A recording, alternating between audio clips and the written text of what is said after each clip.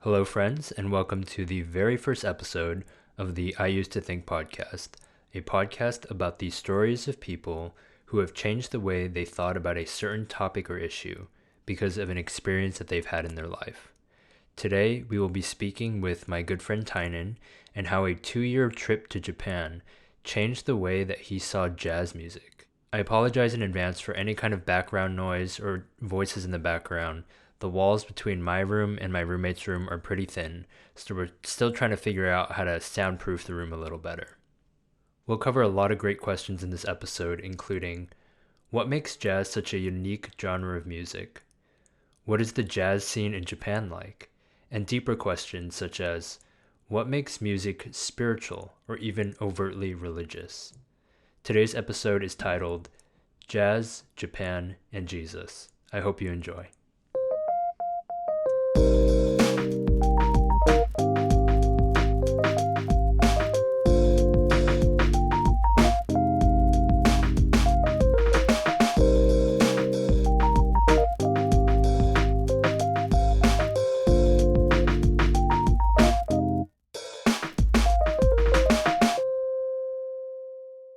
Tynan, welcome to the show. We're going to start off with an icebreaker that I had just found on Google 2 minutes ago. If you could be any vegetable, what vegetable would you be? Any vegetable? Yes. And I'll let you, I know some people think like a tomato is a vegetable, so I'll let you even define what you think a vegetable is.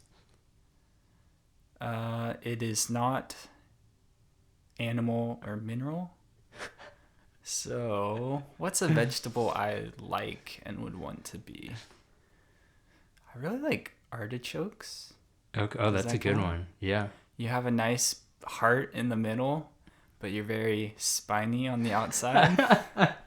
I'm coming up with something on the spot. But does that work? That's actually a great answer. Okay. It got very deep very quickly. And I'm assuming you like artichokes. Yeah. Okay. With some mayonnaise.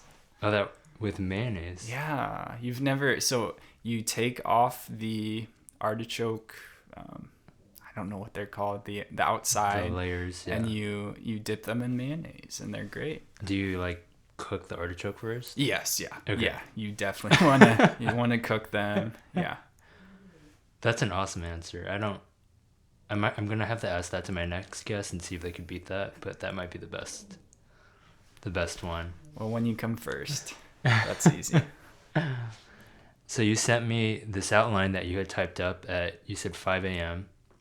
as you were mulling over what you wanted to talk about, and your mind came to jazz. You said you've been thinking about that a lot recently. What is your I used to think statement? So I used to think blank, but now I think this in relation to jazz. Yeah, so I used to think that jazz was boring. But after just different experiences, I find it to be really fascinating, actually. And I really enjoy it now, like I never thought I could before. How long was this period from when you first, say like the day before you started liking it to like, oh my goodness, I could listen to this. Like I'll make a playlist about it. Yeah, that's actually kind of hard because I felt like I grew up with not a clear conception of what jazz music was because I never grew up playing piano or playing any instruments or anything like that. So all I knew was the music that my parents shared with me or that was on the radio, and very rarely was it jazz music. Right. So actually, going to Japan just 4 or 5 years ago was really my first experience being immersed in jazz more, I think. If someone were to ask you the old Tynan, the pre-jazz Tynan, what do you think of when you think of jazz? What would you have said?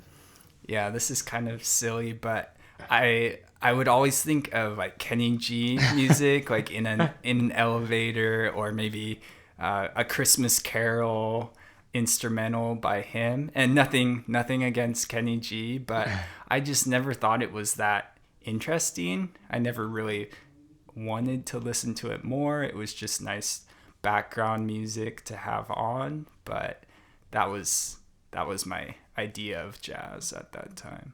And to this day, I would even say if I was put on the spot and someone was like, name a sax player, I mean, my mind would immediately go to Kenny G. Mm-hmm. And I'm sure he's a great sax player. I actually haven't listened to much of his music, but I'm thinking a lot of that has to do with just like exposure. Mm-hmm. Christmas rolls around and the radio's playing music. Like, I feel like people aren't properly exposed to like what jazz is really about and the artists that represent it. Mm-hmm. And you mentioned Japan. That's a big part of this story. Tell us, when were you in Japan? Why were you in Japan? A little background about that. Yeah, so just very briefly, I was in Japan for a couple years from 2017 to 19, and I was actually hired through the government to teach English. There's a program called JET, and so that sent me over to Japan in Tokyo, and I worked as an English teacher supporting the teachers at a Japanese high school. And so that was kind of my entry point into appreciation of jazz, although I didn't really know it at the time. And was it a friend that really started this journey for you? A YouTube video? How did this begin? Yeah, so it's actually, there's a lot to this story, but one of my teachers that I worked with, he did a homestay in Irvine, actually, in California.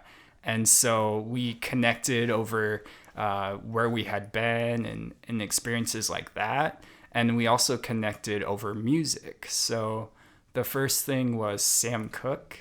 Okay. We both really enjoyed Sam Cooke. And then he started talking about all these jazz musicians one day.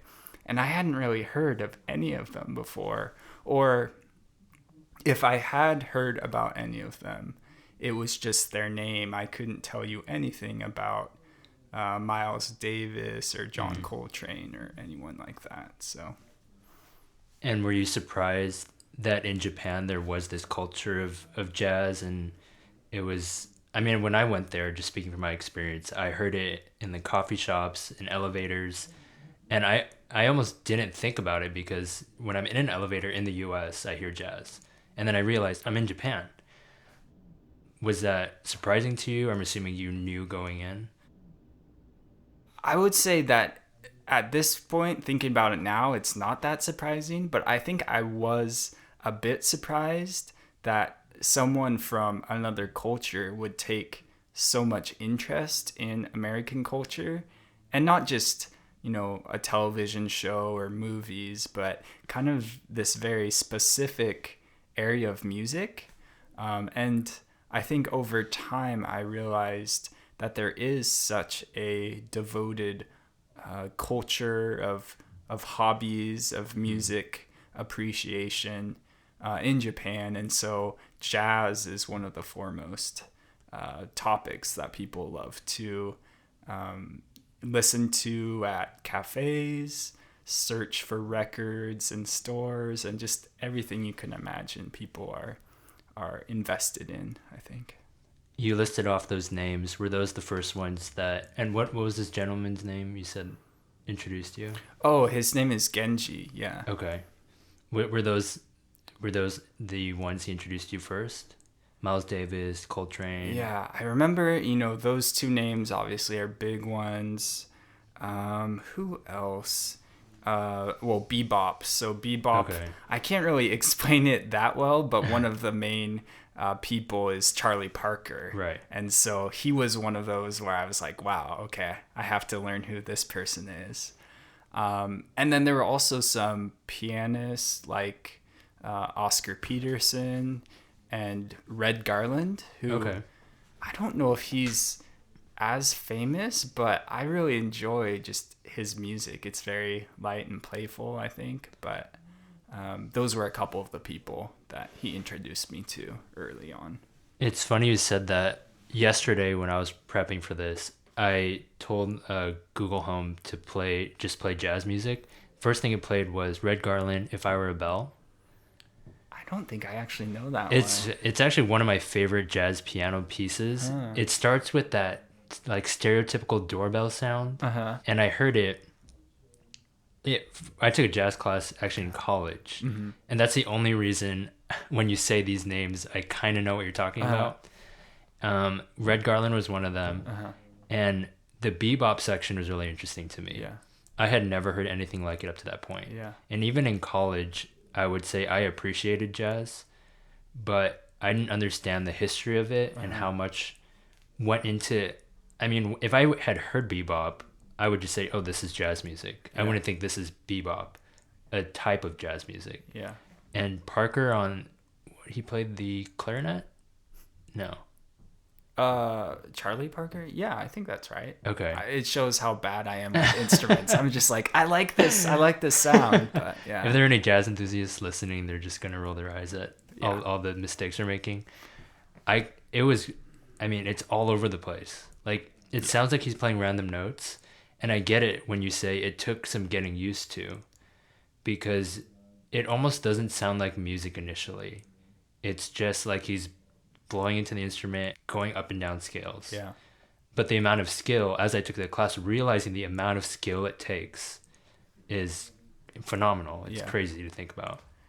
Yeah, and for someone like me who has no background in music or doesn't really understand all of that, all I could comprehend is someone like Charlie Parker or John Coltrane. When you listen to them, it's like the complete antithesis of like a Kenny G, like very mellow and calm and soothing type of sound. It's kind of all over the place, abrupt and very frenetic, and so I think I was sort of drawn to that. Even, yeah, just in general, I like that.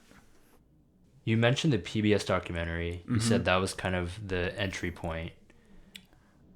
So I actually watched that after returning from Japan. Okay. But I think that was good for me because it helped me put context with everything and try and figure out how all the pieces of jazz fit together. Because I don't really have a background in the music, I didn't know that much about it. And so just to get some background on kind of its roots and the culture, how much it's connected with American culture, both, I guess, the inventiveness, but then also, oppression and racism of blacks in America too, and how it's something that's joyful, but it can also reflect, difficult things as well. And even something small like Louis Armstrong, I feel like a lot of people know him from maybe a couple of his songs or one of his performances. Right. But I realized he was such a crucial figure early on to jazz and what we come to know as jazz. And there are so many other people they bring up, and some of them I'll forget the names of, but just to see how the music evolved and how it reflected the culture at that time too, I think was cool to see in that documentary. Do you think there was something about your time in Japan that really spurred this on, or simply because it was big there and you had a lot of free time, the pieces just sort of came together? I think so. Part of my job, they always said we were supposed to be like cultural ambassadors, or, if you're in another culture, you want to represent your culture well or make bonds and connections with other people. So I think I'm naturally curious about things, and I'm always trying to build relationships. And since Japanese wasn't my first language, it was, oh, this person likes baseball, so let's talk about that. Oh, this person likes this type of American food, or, oh, this teacher likes jazz music. Okay, that's a point that we can connect on. And so for me, that was a foundation of a relationship that I built when I was in Japan. Can you think of a story, a moment when you were there where things might maybe clicked, or you're listening to a song, walking to work, and you thought there's really something here with jazz music? Yeah. I don't know if I can think of a specific song necessarily. There are a lot that I just really enjoyed during that time. But one of the highlights definitely for me, my teacher that I worked with and myself, we both went to a jazz club Nice. in a place called Kichijoji. It's a city in Tokyo. It's known to be really good for families, but probably dating back to the 60s or 70s, it was very famous for all of the jazz clubs there. And so if you leave the station in Kichijoji and just kind of wander around the streets and step in this sort of underground back alleyway with this sign, you'll come to this cafe that's underground. And we actually saw, I think, a trio Okay. play, and it was all bebop music. Wow. So we had just a great seat in this pretty intimate venue, and we just got to listen to them just go off. And usually when I listen to jazz music, I like to have maybe shorter songs. Like, my patience for longer songs isn't that great. Yeah. But when you're in a live venue, there was something pretty amazing about having the improvising and the camaraderie of the musicians playing off each other. It was actually pretty fun and exhilarating to experience. And I'm thinking from someone listening who grew up in the US, they're thinking, okay, jazz club, but in Japan. Is there a vibe that is very unique to Japan? Maybe even, I don't know, the ambiance or the way things are run, or does it almost seem like this is a US jazz club and they're almost trying to become like an American jazz club? Yeah, that's a really good question. I've never been to a jazz club in the US, so I can't really speak to that. I will say it's sort of an unassuming environment, right? Because if you just step out on the street, you're back in Tokyo, and you have street vendors and shops and all those things. But if you go down these steps, you're in this little underground space, and there are Japanese salarymen with their drinks probably after work, and they just want to listen to some music, or Right. some older people, probably retired people, who go to every one of these concerts and know everything about jazz probably. And then someone like me who got brought there and was just trying to be open to the environment and the experience, and just enjoy something different. So It would be hilarious if we went to a, say, I don't know, an LA jazz club, and you walked in and you thought this is not even close to being as cool as yeah. Japan. I wouldn't be surprised. Yeah, I don't know, you never know. Towards the end of what you wrote, this is the part that really intrigued me. You talked about Coltrane, and and I never knew this. You talked about his spiritual influence and how that is seen in his music. How you said he signed many of his pieces Soli Deo Gloria, like Bach did. I remember listening to Coltrane in my jazz class, and I always go back to this one class because it's just my single exposure to jazz. And our professor ended the class with Coltrane. That was the last lecture. And it was his way of saying this is almost like the epitome of what's out there. Wow. Like, this man is brilliant. Wow. And he hyped it up so much, and I remember sitting there like, I'm about to hear the Mozart of jazz, Yeah. which is probably true in many ways. This is a hot take, but I didn't really like it. Yeah. And because I didn't get it. Yeah. And he didn't mention any of the spiritual aspects he said. There was just a lot of explanation of techniques and, I mean, how long it was and things like that. But I look back, and if I had known maybe more about his story and more about the way he was writing it, I would have had a deeper appreciation for it. what about Coltrane would you say intrigues you and about this whole spiritual influence that he's had? Wow, that's an awesome question. I think I'm intrigued by Coltrane partially because it's so closely connected, or his legacy seems so closely connected with Japan. Because he died, I think, in about 1966 or so. And it just so happened one of his last tours was through Japan. And so it's kind of considered, his last waltz, his final show before he died. And so it's taken on a kind of mythic status, I think, for jazz lovers. And I actually did some digging on this just because I was interested. But there was a famous jazz columnist or critic who asked him, where do you want to be in 10 or 20 years, Mr. Coltrane? And he responded something like, I want to be a saint. Um, and I think he was making a joke because he didn't know, he didn't know that he would be dead the next year or anything like that, right? How old was he at this point?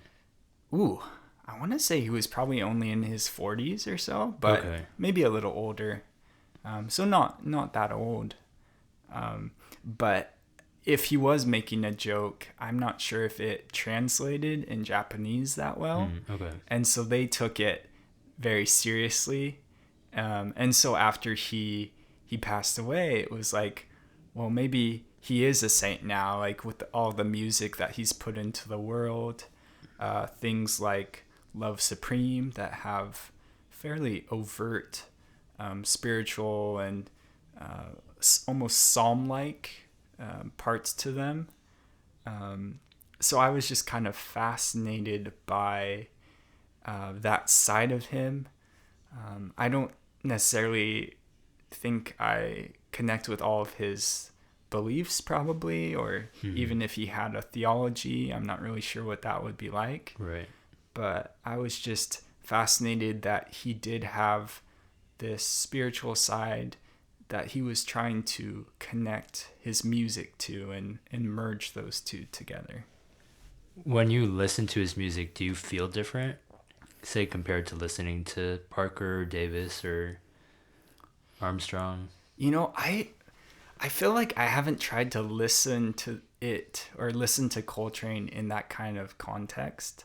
Like, I'm not really looking at it for a spiritual experience per se. So I'm looking or listening for enjoyment's sake. So I don't know if I could say that I have a overtly different experience listening to his music. But that being said, I'm just interested in how someone would try and make jazz or create something that reflects their beliefs or their faith. Because so often we think you need words or you need to mention God's name or things like that, which are all good. Right. But there seems to be something more elemental about what he's doing.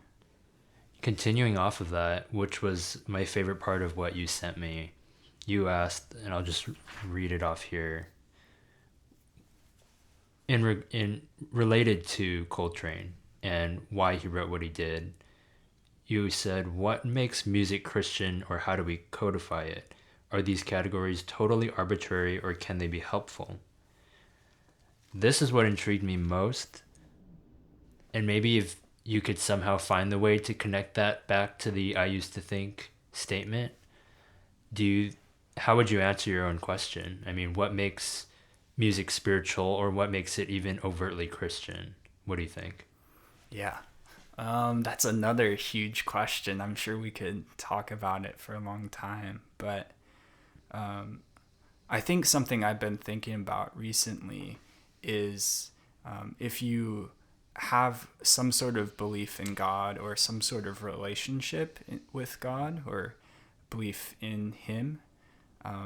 It's sort of a one-to-one thing in that no one else can be the one to say like, oh, you are a Christian or you believe this, you believe that. It is purely something relational between you and God, that God knows if you believe in Him and are following Him. Maybe others can see it by the fruit that's in your life, things that you do, the way you act. But it's really just that relationship almost. And, your life, hopefully, if you believe this, like glorifying God in certain ways. So if we take that to music, and if we understand that to be true or something like that, then any type of music that we make, it seems like if our hearts are in a place of humility and wanting to glorify God, it seems like that music would be, if not Christian by genre, it's made by someone who is a Christian or believes in God.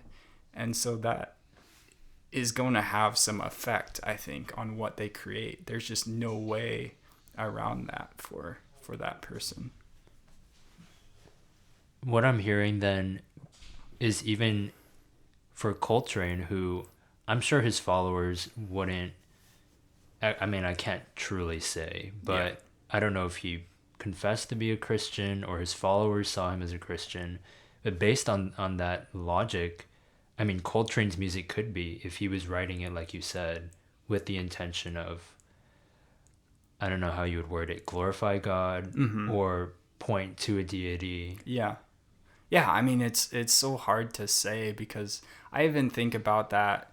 I mean, these are modern, maybe kind of silly examples, but people like Justin Bieber and Kanye West, like I want those people to, have a relationship with God, and I don't really know where they're at because there's so many distractions for them.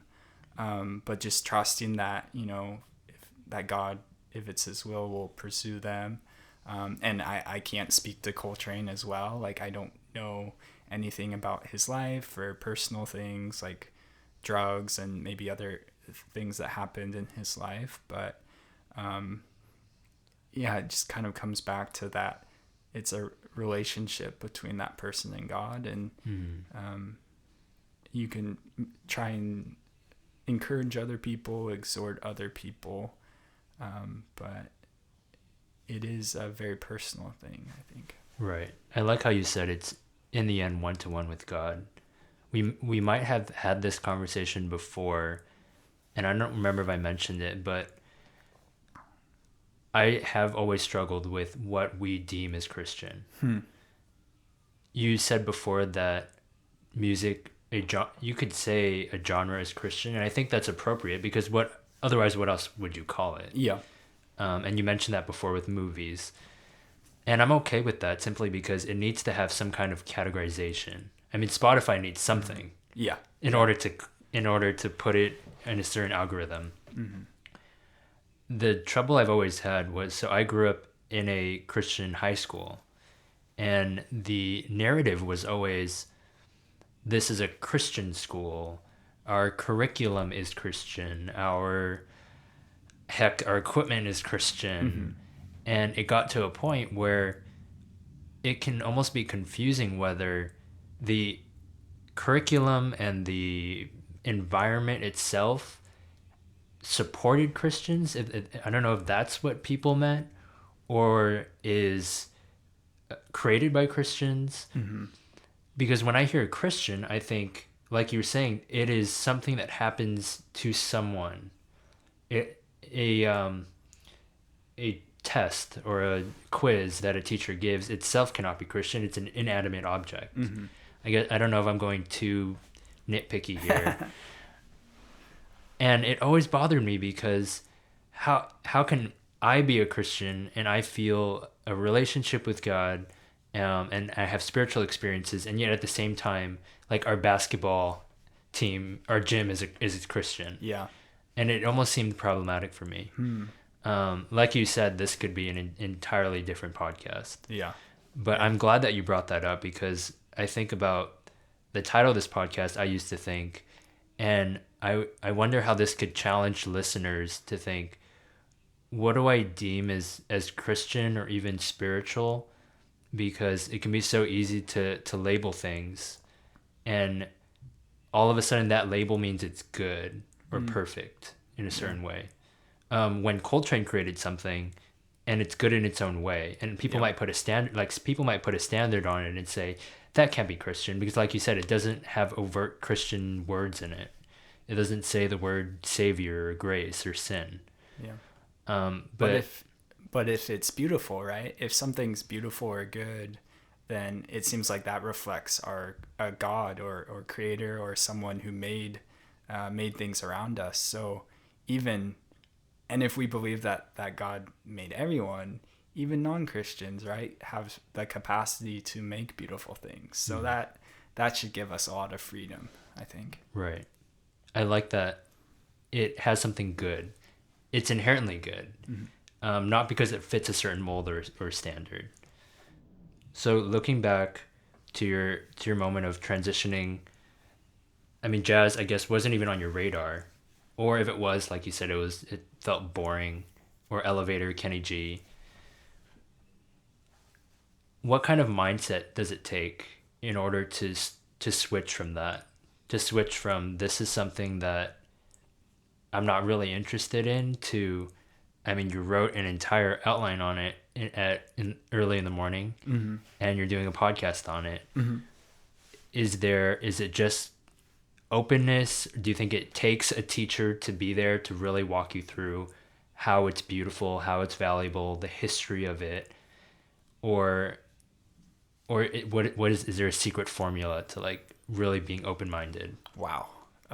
That's really good. I feel like it's either all of the above or whatever you need. Like everyone might be different. Maybe you go to a concert and you're like, "Wow, that was really good. What was that?" Or for me, it was a teacher who was just really excited about it and shared musicians that I may have known the names of or didn't know at all, but I was curious enough to go to YouTube, go to Spotify and type in some names and listen to some songs, and either over time or very quickly came to appreciate and enjoy listening to some of them. So I feel like everyone might be a little different, but I think it's definitely nice to have someone else that you can walk alongside and get Right. to enjoy it with.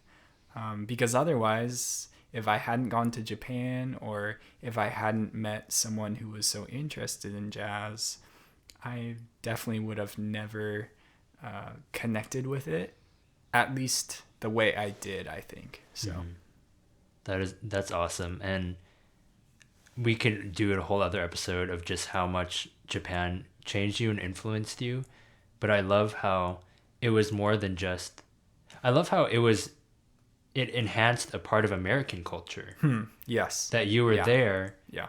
and all of a sudden you were exposed to almost a new angle, a new light Yeah. of a deep part of American culture, I would argue. I mean, jazz, you can trace country music back to jazz, you can trace rock music back to jazz. That is the part that is fascinating to me. Yeah. It almost takes coming out of something to really understand home or where you're from. And that's an awesome thing. Yeah, thanks for being on the show. Yeah, it was a lot of fun. Thanks for having me.